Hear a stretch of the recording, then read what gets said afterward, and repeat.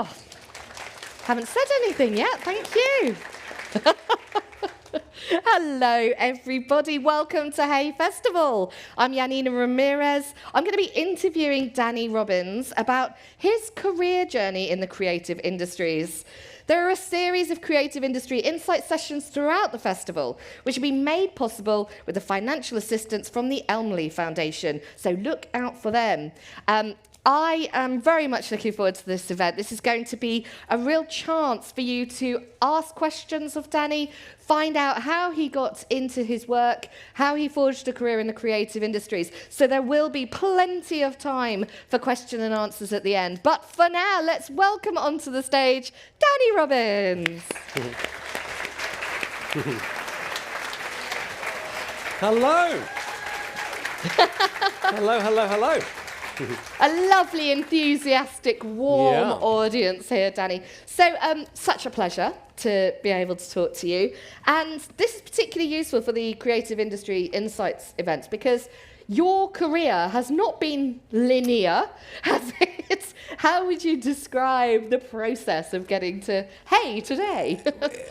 Really interesting, and I guess about the importance of sticking at something, and if you feel passionate about something, not letting anybody put you off, and all these kind of things which feel like cliches, but actually people who are still doing stuff after a certain period of time are the ones who've had that longevity, that kind of desire, that kind of, I guess it's a kind of mental toughness as well, because I think I know people in the past who were kind of interested in doing stuff in the creative industries and didn't end up doing it, and maybe that was because they weren't quite prepared to kind of fight their corner to that degree. It is a hard world to get into, and I think sometimes it can feel quite impenetrable. People often talk about it being a clique and how to get into it, and I think that's one of the things that feels most off-putting about it sometimes.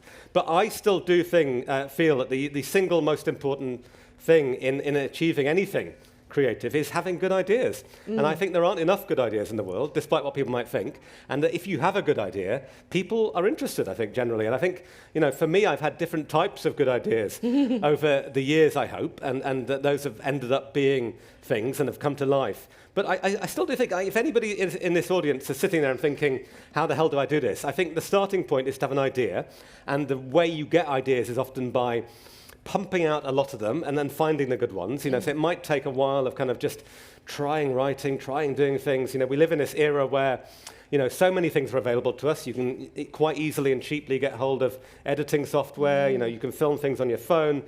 That's changed since I was a kid. Definitely there's more availability of the stuff to make things with, and just try things. And eventually that process of trying will lead you to the point where you get these good ideas. Then you try and find some people to show them, and you can do that in so many ways now. In the past it was about kind of maybe trying to sort of knock on the doors of people who worked at the BBC. Now, put things on YouTube. We live in this amazing era where it's never been more kind of democratized in the media, really. Anybody can make content and get it out there, and just do it. I think that's the thing. Like, it's very easy to think about this, to kind of sit at home planning things, but it's the doing stuff that is not only the way that you get spotted, but also it's the doing things that helps you learn as well, I think. You learn as much through your failures as through your successes, I think. Absolutely, and we were talking earlier about, it's tricky, isn't it, that saying yes to things, it's sort of a double-edged sword, because on the one hand, all of us should be paid and we should know our worth, but there's also something to be said for jumping at opportunities, isn't there? That's something that you found, Well, Danny. Totally, and I can think about so many points in my career where something that I thought was really rubbish and not worth doing led me somewhere. Like, I remember doing this kind of, they were like little topical, satirical things that we did for commercial radio. I was really young, early in my career, and it all, I don't know, it didn't seem that great to me. But actually, the people I met doing it, the other writers, the producer I met doing it, were people that I've had relationships with for years, in terms of doing stuff together.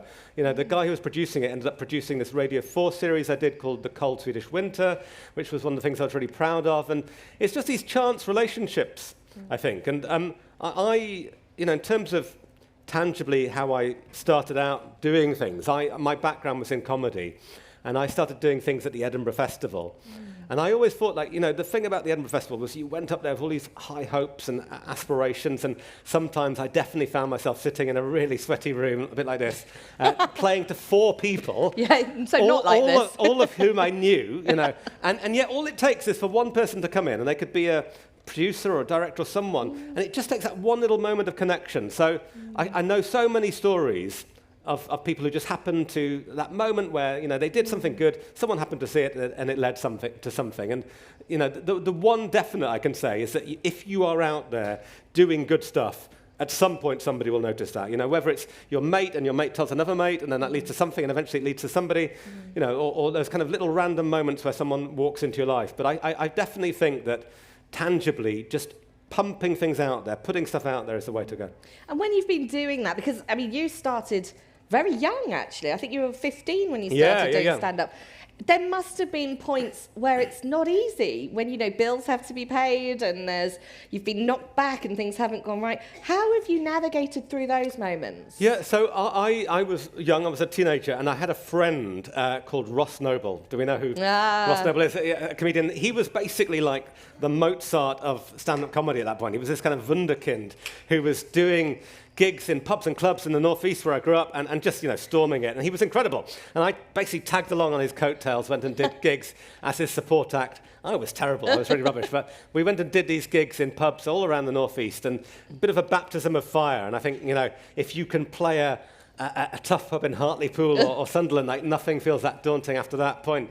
But so I started doing stuff and trying things out, and probably was quite rubbish at points, but just kind of kept doing it. Then at university, I met some people, Marcus Brigstock and Dan Tetzel, who I worked with a lot, and we did some Edinburgh festivals together, and then that's what led us into kind of doing comedy writing. One thing I would definitely say is that entering competitions is really useful. Marcus, who I was working with at the time, entered the BBC New Comedy Awards, and he won that, and that opened some doors for us. But so many comedians that you watch specifically will have entered a new comedy award at some point that will have led to somewhere. There are writing awards out there. You'll find this I think there's a BBC Audio Drama Award.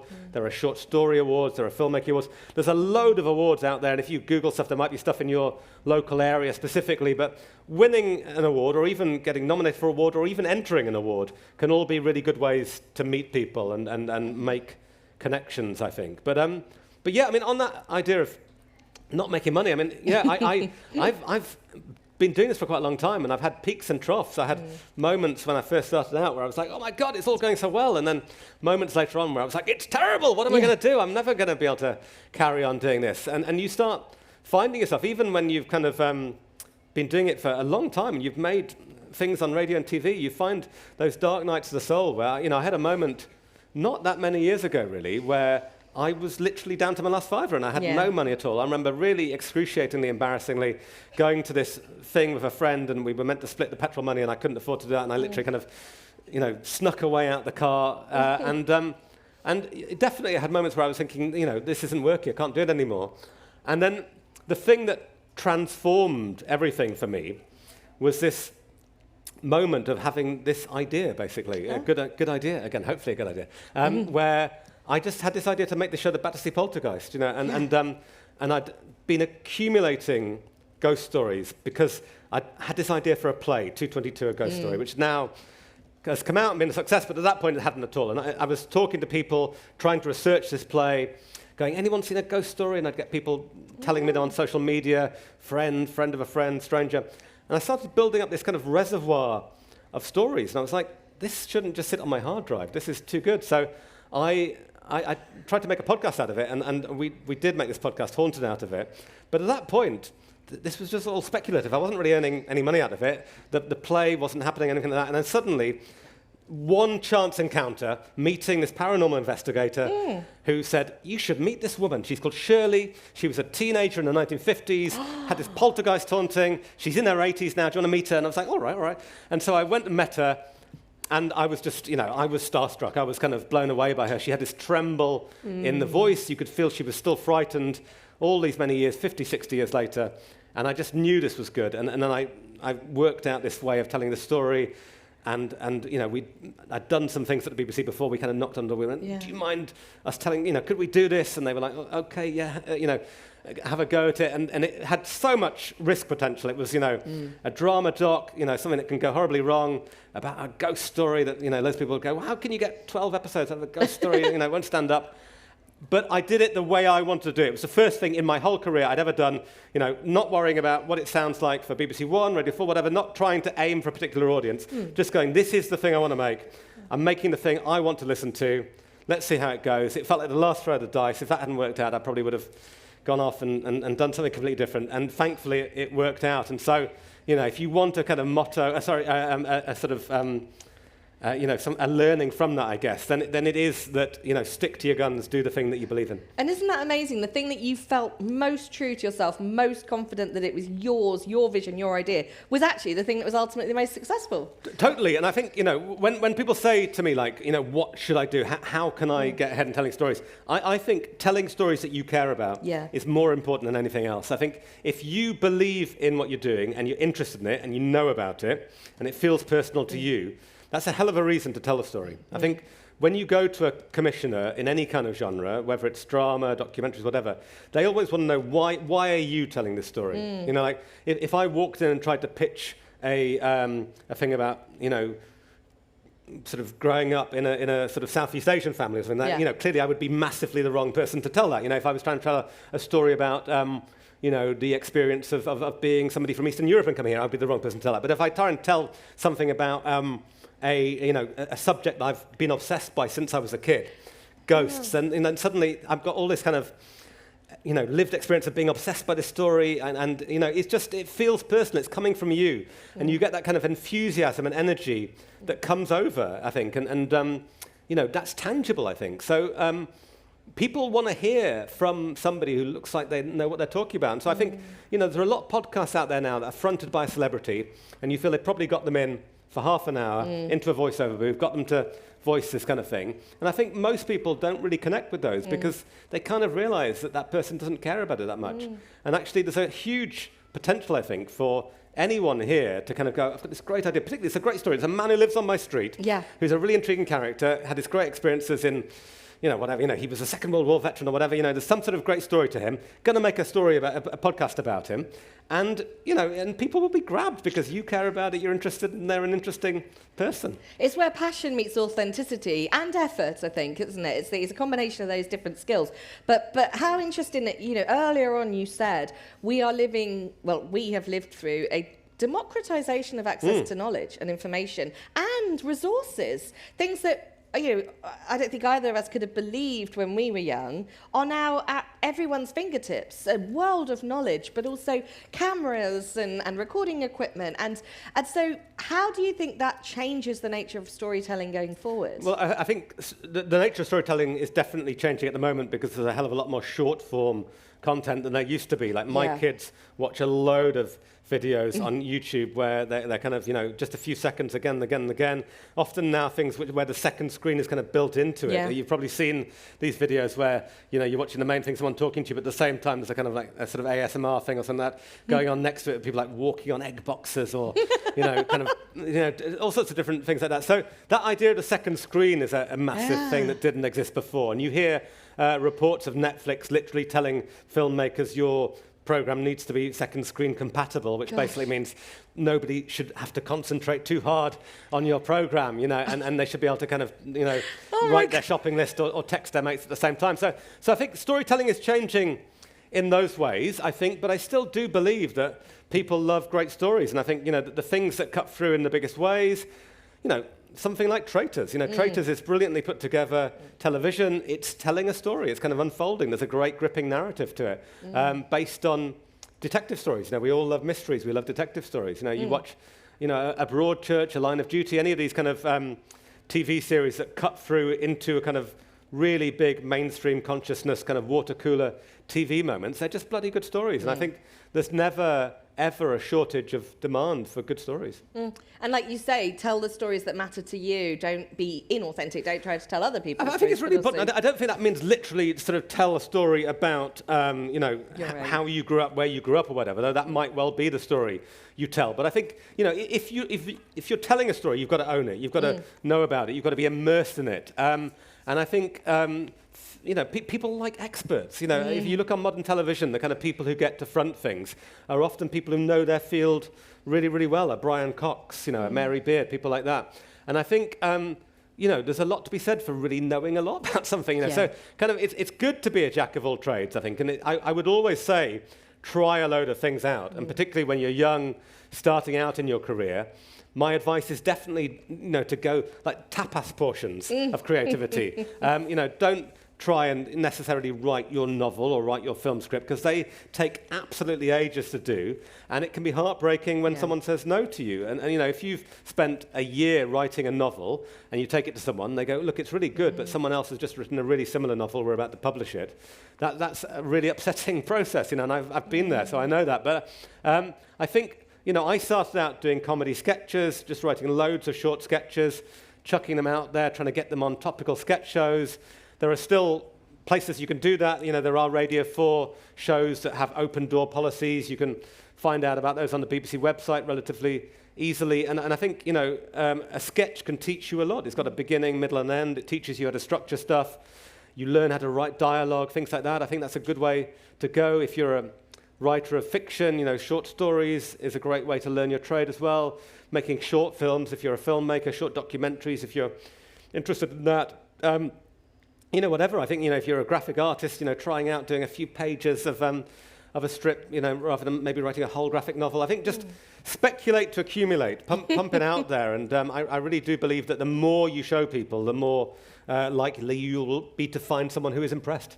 And it is such a different world as well in terms of the changing landscape of creativity, particularly over the last, I'm thinking, 5 years, when you're talking there about short form and the way that people consume things now. How have you had to adapt in the years that you've been doing what you do? Have you had to sort of, obviously just leaning into the format of a podcast was relatively novel. It's interesting. I don't feel it was as novel as it might seem from the outside, I think. I've been making radio programs for a long time. I think that we human beings love to hear stories. We love to connect with people. We've always loved radio ever since it was invented, because it's fun. It's like voices in your house. Some people say to me, it's almost like I'm their friend. I love that. I feel that about lots of podcasts I listen to, that you have this incredible connection with them. And I remember, there are moments in my local park where I can tell you, by that tree is where I heard the murderer revealed in that particular podcast I was listening to. And they're profound. They leave these real impacts on you. Yeah. I think that, it's shifted. I think what I've learned, I guess, is that it's not just about the program anymore, and actually that anything we make now kind of exists in, there's a horrible term which always feels a bit sort of naff and a bit like an advertising agency term, but people talk about 360-degree thinking now, and that idea that your thing it exists in many different ways. So now, like, if you like Uncanny, then it exists as a podcast. You might listen to it on Radio 4. You might not even own a computer. You could listen to it on your radio on Radio 4. It's a book. It's a live tour. It's a TV program. But also, really importantly, it's social media. Yeah. And it's that relationship that we've built with people on social media, which was really organic, never planned. I just wasn't very good on social media at all. And I was like, I need to kind of get in touch with people because I need more stories. And also, the BBC were talking about, why don't you do this thing called a listen-along, where they were like, you can tell people about it and everybody can listen together at the same time. And if you tell people about it on Twitter, as it was then, X now, then you could get everyone together.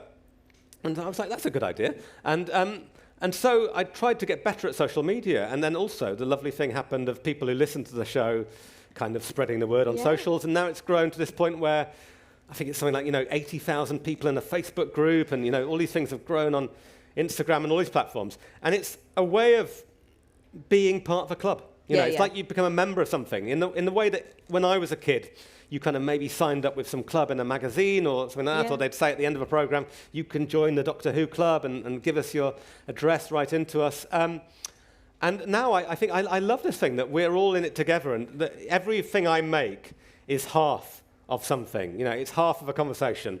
I put it out there and I go, look, this is an interesting story.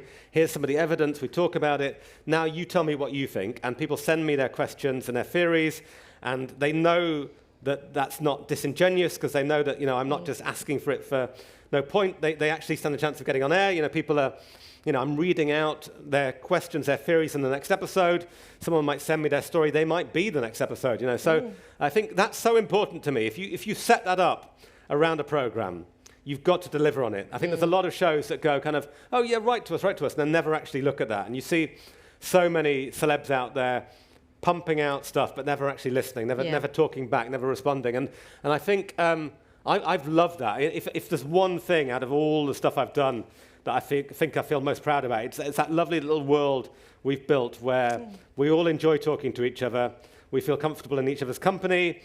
We feel like we're sort of sharing nice ideas, and also people who've had strange experiences feel like it's a safe space to come and talk about them. And I think a lot of people watching and listening feel really kind of relieved and vindicated to hear these stories as well. But I mean, your experience of social media is practically unique, as in, going back to the early years of Twitter, it was a very warm and sharing place, but I think climate's changed and atmosphere's changed. So in terms of how you've built the communities around you, is that a combination of you being sort of sincere and authentic with people? Is it effort? Or is it the subject matter? Is it the fact that people are drawn to this subject of the supernatural? I think that's a really good question. I think, you know, I would say just in life, being nice to people is a pretty good way to go. I think there's too much people not being nice to each other. There's a lot of hate and anger out there. And you know, I won't name them, but I'm sure you can think of some very high-profile celebrities who basically built their hill to die on and kind of defined themselves by ranting about a particular subject. And I find it very hard to kind of understand why you would want to live a life defined by anger, however justified your cause is, to wake up every morning and be involved in arguments and shouting matches. I just don't understand. And I you know, perhaps naively do believe in a kind of better world on social media. And I love the fact that we have engineered that around Uncanny, there is this kind of debate which feels nice, and it feels like a little bit of an oasis in a kind of a world of division. You know, a world where you're encouraged to be divided and you're encouraged to kind of dig your trench, stick in it, and don't change your mind. I think that one of the great problems of our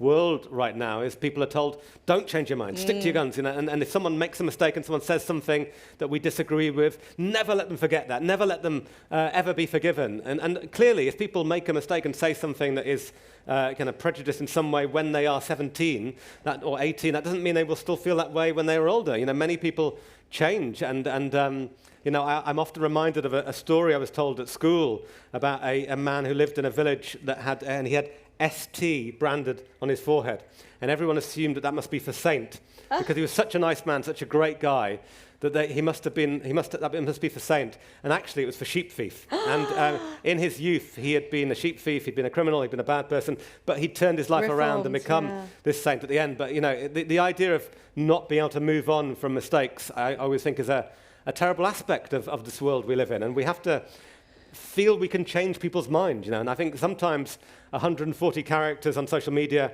you can't change someone's mind there, but you know, getting together in groups and talking about stuff, you know, is a great way to try and do that, I think. And I don't know, I love that idea. I think, you know, an open mind is a massively underrated thing, and I guess if Uncanny's got one message, it's that, you know, we can agree to disagree. We can be totally polarized.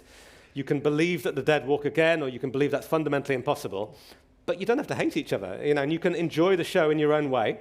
If you're a skeptic, it's a howdunit. You know, is it environmental? Is it psychological? If you're a believer, it's a whodunit, who was a ghost?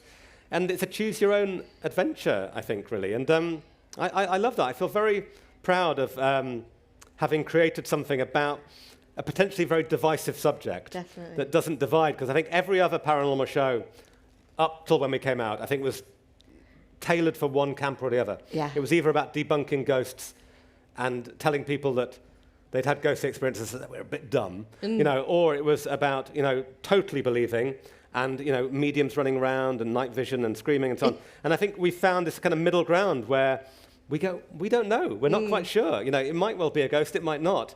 And it's kind of fun trying to work out. I think it's beautiful. It's beautiful to sort of inhabit that space where everybody's opinions can then be aired and shared. I am fascinated because I think you actually must sit in the middle there, don't you? I do. Where did this passion for ghosts and the supernatural come from? No, it's very interesting. Yeah, I always say I'm like Natalie Imbruglia said, I am torn. I'm absolutely torn between the two. The passion for the supernatural came from very specific places, I think. I was a kid who grew up really fascinated by ghosts. I read lots of books about ghosts. There will be people sitting in this room who remember books like The Osborne World of the Unknown. I know it's been reissued more recently. It's a great first book to read about ghosts. It kind of inspired me to go and write my kid's book about ghosts. Also, I was brought up an atheist. I was brought up in a house totally free from belief by a mum who'd been brought up a Catholic, but now was a kind of really devout atheist. And I would go to my grandparents' house and I would see Jesus staring down at me. I would see the Pope, and I would, we had a great uncle and a great aunt who were a monk and a nun. Not married, I've got to say, brother and sister. But and I was surrounded by religion when I went into that situation. And I was just fascinated by the idea that I might be missing out on something, that maybe my parents hadn't got it right, and that was there another layer of existence out there somewhere? Did magic exist? And I say, some people would have found God. I found ghosts. That was the thing that I kind of ploughed my interest in belief into, I guess. But the other thing that really, I guess, kind of spurred me on to this journey in a kind of in a negative way, I guess, but in terms of scaring me, was that when I was in my early 20s, I think I'd just come back from my first term of my second year at university, and I thought I was having a heart attack. I was totally convinced I was dying. I ended up lying on the floor of my bathroom with my heart pounding through my chest. I could see angels coming to get me. I was totally convinced I was dying, and it was terrifying. It was the most frightening thing that's ever happened to me. Despite all these ghost stories I've been told, this remains the most frightened I've ever been. And it wasn't a heart attack, it was a panic attack. Yeah. And it was something that some people sitting here might have experienced. It's something that's not uncommon, but, bloody terrifying to experience it. And for me, it gave me about a year after that of feeling very frightened of death. I thought every second of the day I was about to die. Every little twinge in my body or my head I thought was an imminent heart attack or brain hemorrhage or something like that. And it was horrible. I couldn't function. I couldn't function socially. I couldn't study. I couldn't do anything really. And that terrified me. But I also realized that the reason I felt so scared was because I really enjoyed life. I loved life. And I didn't like the idea of it stopping.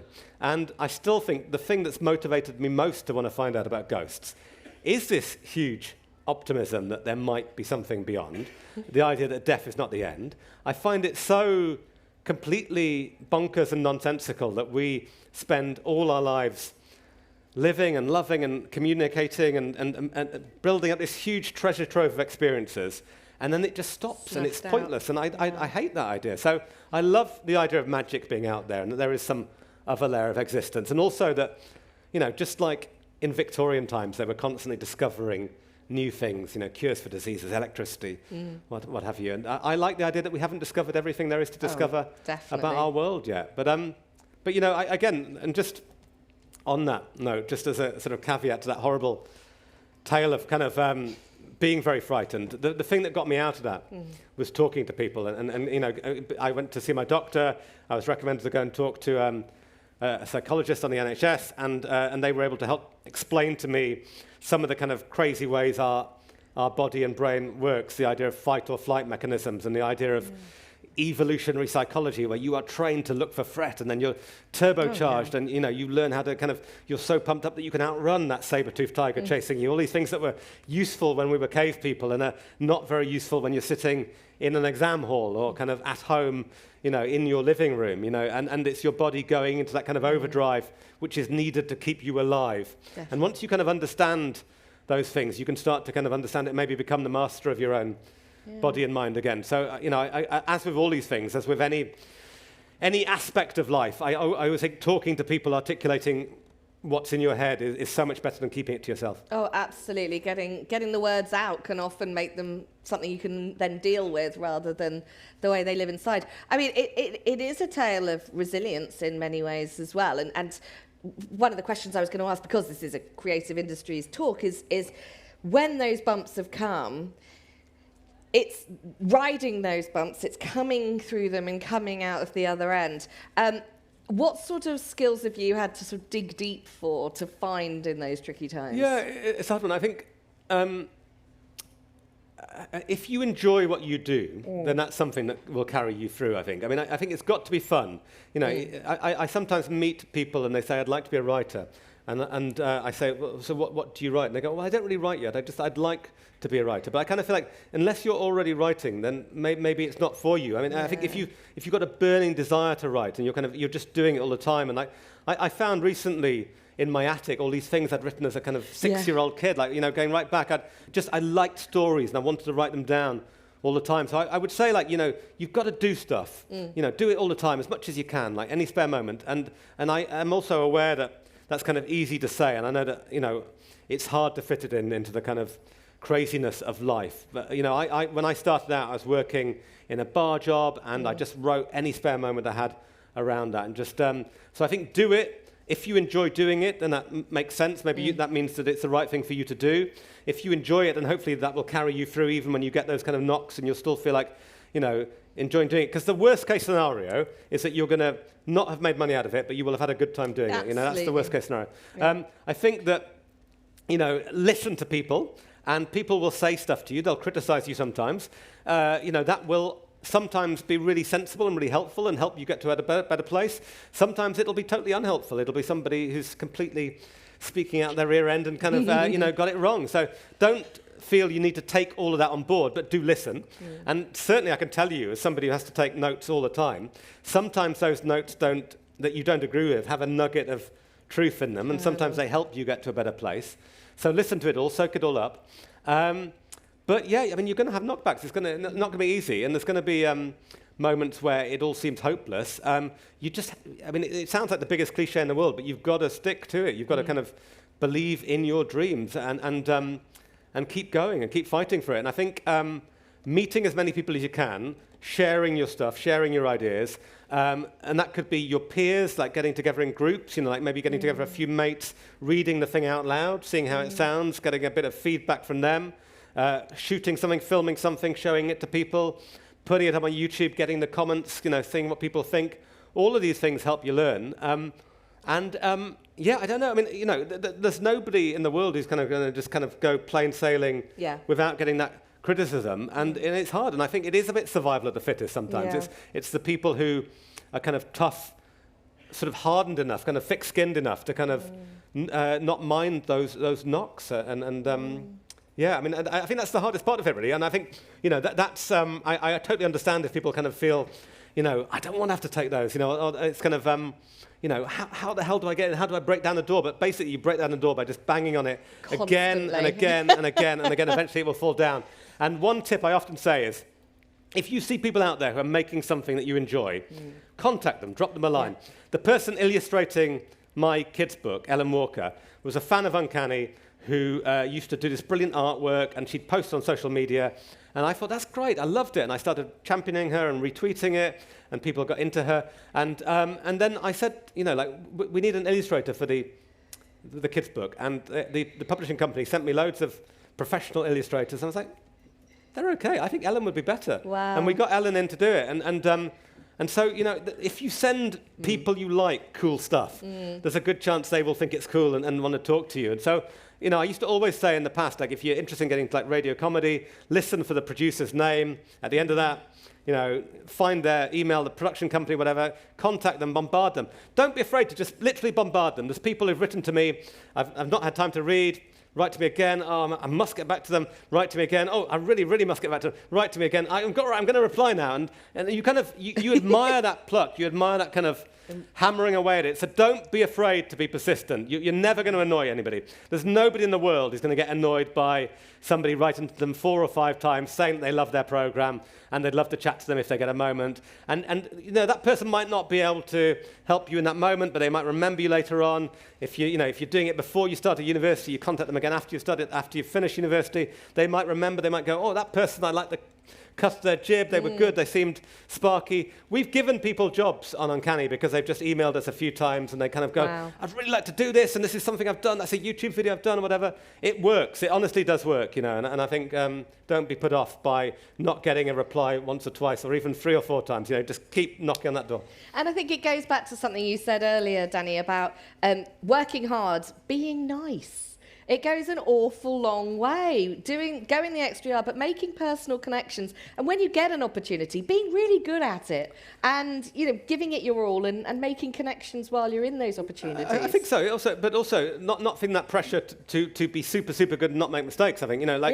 Mistakes, again, I feel like a football manager, but mistakes are how we learn, and trying things out, doing things that don't quite work. And being supported through your mistakes. Hopefully you'll find an environment where people are supportive of you and they champion you and they help you learn through what you're doing, mentor you. If you can find situations where people are prepared to mentor you, that is great. And it's really hard. It's really hard. You get to a point where when you're making stuff yourself, you are too busy to kind of constantly kind of be chatting to people. You can't, if everyone who kind of wrote and said, could I do a Zoom with you or whatever, I would just be doing that non-stop and kind of not doing other stuff. But I try and do as many of those kind of things as I can. I think, there are a lot of people out there who, just coming and doing something like this, I guess, and sort of finding moments to share stuff.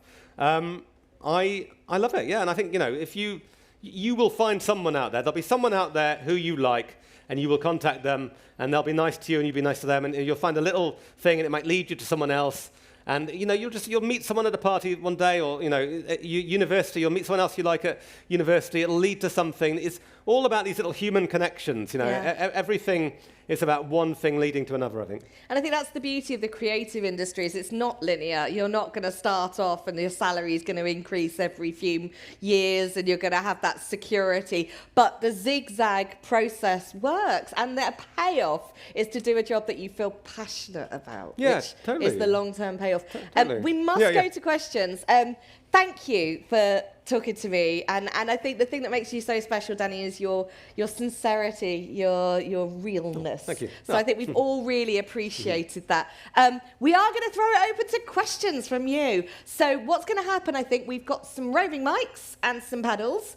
Don't be afraid. No such thing as a bad question. Who would like to start? We've got a hand over here. Just. Oh, yes. There's a couple of hands. There's another hand there and a hand here. Oh, yeah, brilliant. Hiya. When I've talked to people about creative industries before, there's been talk about being sort of pigeonholed into one thing, whether that's what you've particularly pushed for or something that you're particularly good at. As someone who's written for a lot of different things, playwriting and podcasting and all that kind of stuff, is that something that you experienced at the beginning? Yeah. And is that something that going into it you should push for all the different things that you enjoy? I think it's a really interesting question. I think it happens a lot and probably even more now than when I started out. And I think, sadly, it often happens with people from diverse backgrounds as well, that they go, brilliant, we're going to champion you, but you can only tell stories about, your type of background, and I think that I see that a lot, that kind of thing, and that we're very pigeonholed now, I think, about sort of saying, like, you're allowed to tell that kind of story, you can't tell that one, but you can tell that one, and I think I would love to see a world where we champion people from all sorts of kinds of backgrounds, but we champion them to tell all kinds of stories, really, and about whatever they want to do, whatever they are passionate about. I think that, it's a really interesting question, this, because I think, I would absolutely encourage you to do as many different kinds of things as possible. And I would say, particularly when you're starting out, try writing fiction, try making documentaries, try and do these things.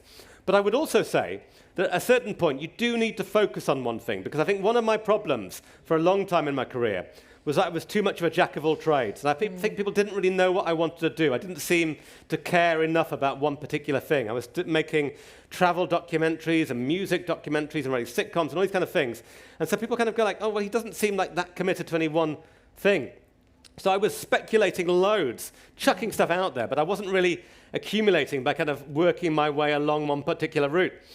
And then the thing that, when things changed was really about focusing in on one thing I cared about. I'd always loved the subject of ghosts since I was a kid. Made a few things over the years, made a comedy thing about it, made some docs about it, but just really allowing myself to kind of, put everything else to one side, and doing that was so liberating. It was such a step forward. And then, as you do that, people kind of go like, oh, right, so he's the ghost guy. Okay, and now I understand. And then, oh, yeah, well, when we need to talk about ghosts, we'll come to Danny. And so that kind of grew from that point, I think. And I do think there's a lot to be said for, at a certain moment, focusing on things. And I read a really interesting article that someone shared with me just after I'd had 222, a ghost story, my play.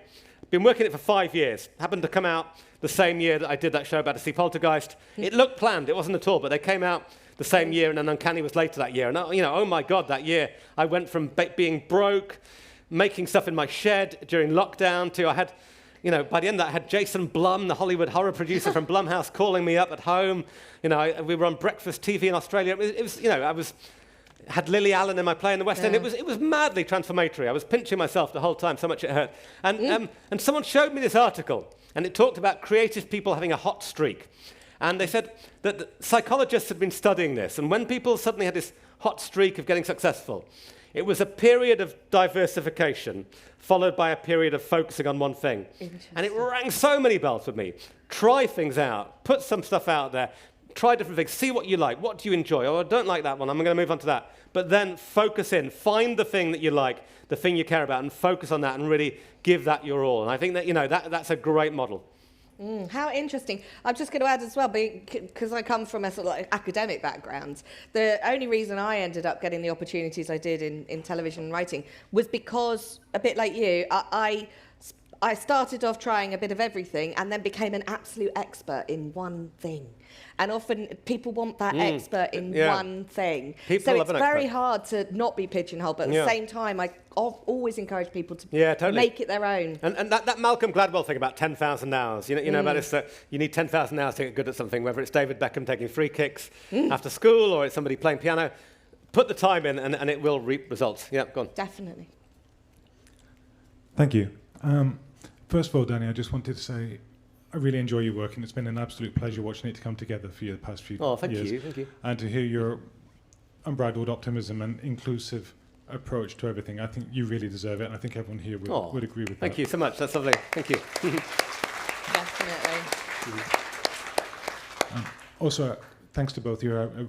I really enjoyed these questions that addressed most of the stuff I brought in with me. So I wonder if I could go with a really specific question, which is I'm looking to launch a series of serialized ghost stories for which I've written musical soundtracks as well. I'm trying to have a hot streak. I also know nothing about social media. Which platform would you go to if you were just starting? Oh, that's a really interesting question, a great one. Okay.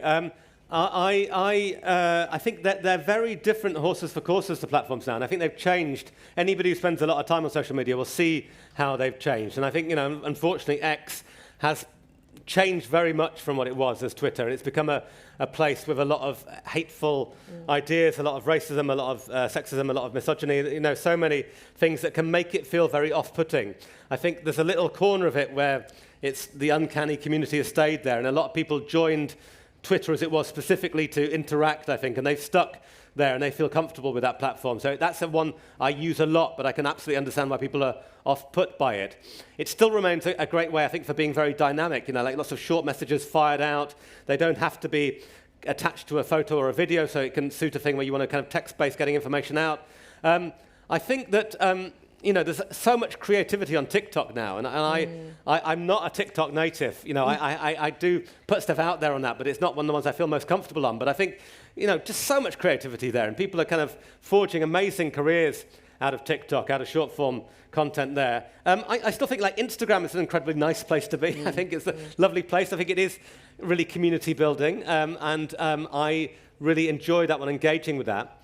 Facebook tends to be a kind of older place now, I think. I feel like that is kind of, generally less young people, more older people. But again, the uncanny is so strong on Facebook. There's people having groups, discussion groups, and Facebook really lends itself to that thing of having that group where loads of people are commenting on something and conversations are flying around. So it's a hard one to answer because I think it depends on you yourself and what you feel comfortable with, your peer group and who you're trying to reach, because there's no point going on, TikTok if the people you want to reach are in their 50s and 60s, and there's probably no point going on Facebook if you want to reach people in their teens, So I think a lot of it is about who you want to reach, but I would try and be across as many of them as possible, and then of course you get into the realms of like discourse and Reddit and stuff like that, but I'm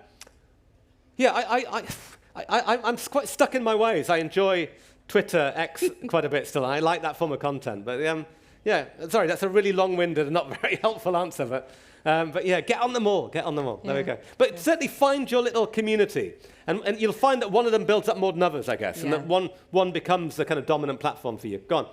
Yeah. There's a hand just here. Thank you very much. Hi, thank you. I really loved your talk, and just kind of circling back to what you said about getting in touch with people, and sort of, you didn't actually say badgering, but you're doing it in a delicate way. I just wanted to add to that, say I got my first agent by, I heard him speak at a conference, and he said, asked him for advice, and he said, read this, and so I read it and went back to him and said, I've read that, what shall I do now?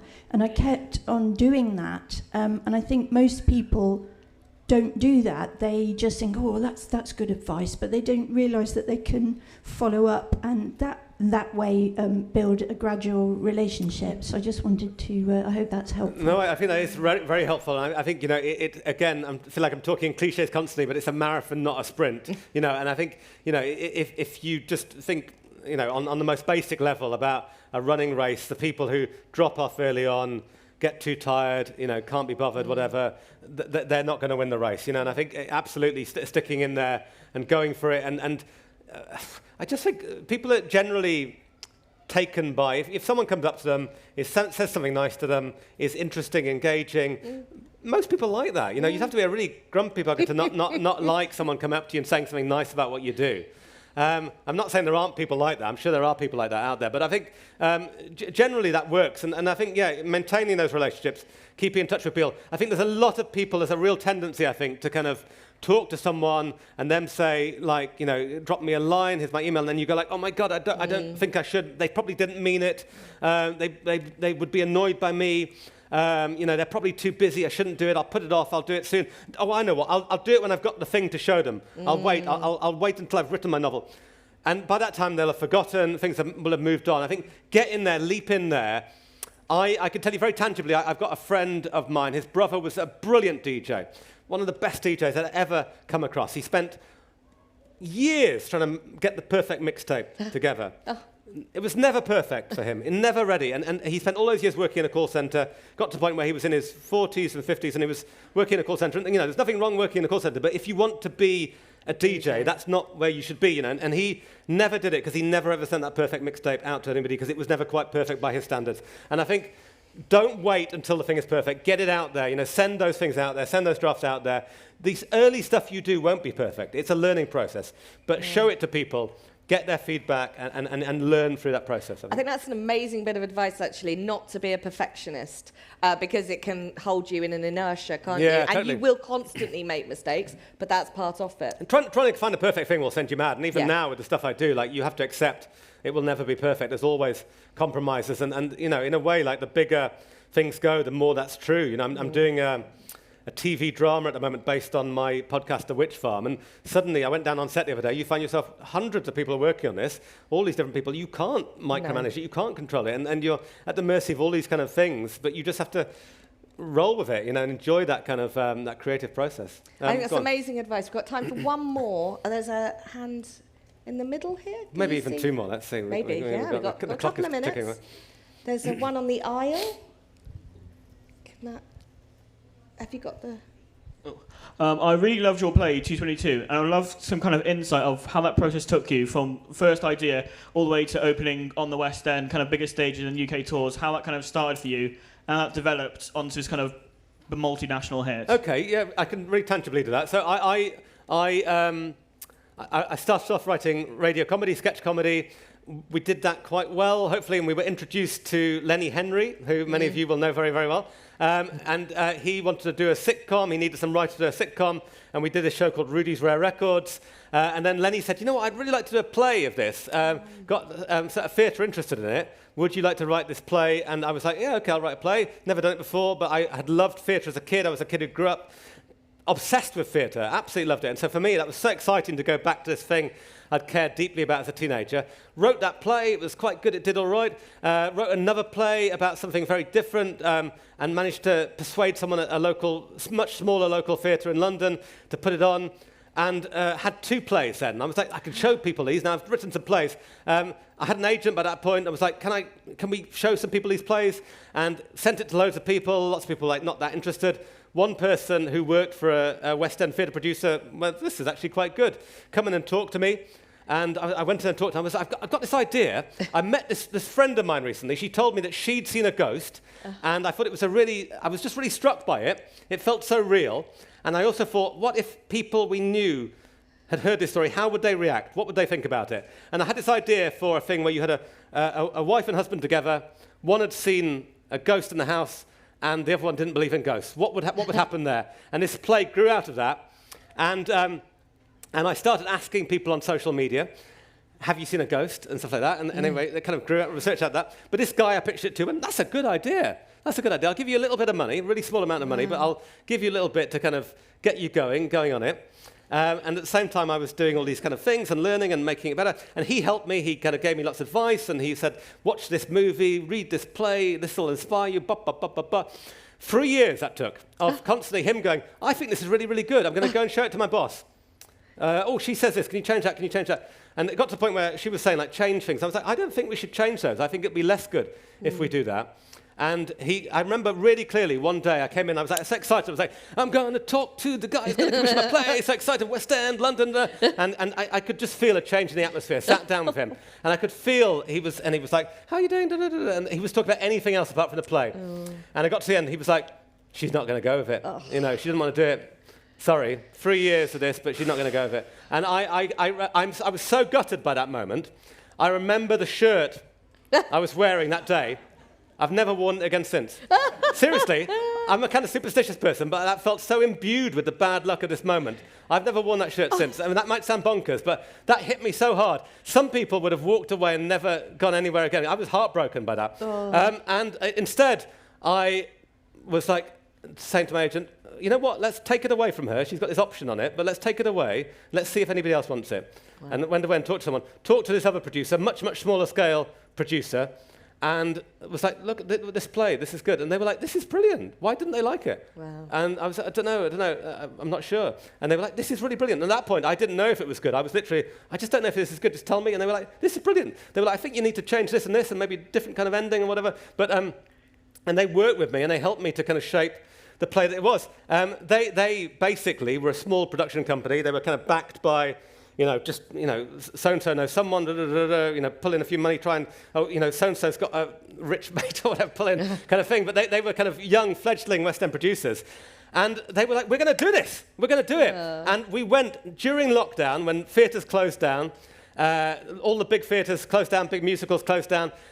We went to this theatre, Evan the Hansen, the musical, was on there. They were like, we're not going to reopen until it's safe, whatever that meant. But anyway, you can have this from August to October. And it was April Fool's Day, went in to look at it, and I was like, this is like a practical joke. Yeah. This is bonkers. New playwright, we're going to go straight into the West End, you're crazy. And they were like, who should we cast? We need someone who's going to sell tickets. No one knows who you are. So then they were like, you know what? We've heard Lily Allen might be free at the moment. She might be interested in acting. We don't know. The director just had an idea. Let's send her the script. And we were like, all right, okay. We just sent her the script. Right moment, right time. She happened to go, I don't know what I want to do in my life right now. Yeah. My music career is kind of seemingly kind of paused for the moment. I quite like to act. Read the play and was like, this is good. I like this. And it was just this mad coming together of different things, and there we were, new playwright, an actress who'd never acted before, in a theatre in the West End, could have gone horribly wrong, but at the heart of it was that thing I talked about at the beginning a good idea, hopefully. You know, I did feel it was a good idea. I believed it enough that even when people were telling me it wasn't a good idea, I was like, I'm going to just ask someone else's opinion, just to check if that's okay. And I just stuck to your guns. But, you know, sometimes you'll meet people, they're not the right people for you. You'll meet someone else who is. And so if someone tells you your thing is bad, doesn't necessarily mean it is bad, you know. And yeah, it's on 5 continents now around the world. And we're working on a movie version, and it's kind of crazy. I am very much pinching myself. But it could have been a very different story. I could have walked away from that meeting, heartbroken, thrown it in the bin, and go, well, never mind, I'll move on to something else. You know, so there you go. Thank God you didn't. Thank God you didn't, because again, it was a ripple effect, wasn't it? And it rippled on to give us all the things we love so much about your output, Danny. Thank you. We're going to have to wind up, but please, before we go, let's just give a huge round of applause to Danny Robbins. Thank you so much. Thank you. Fantastic. Thank you so much. Lovely to see you all. Oh, thank you.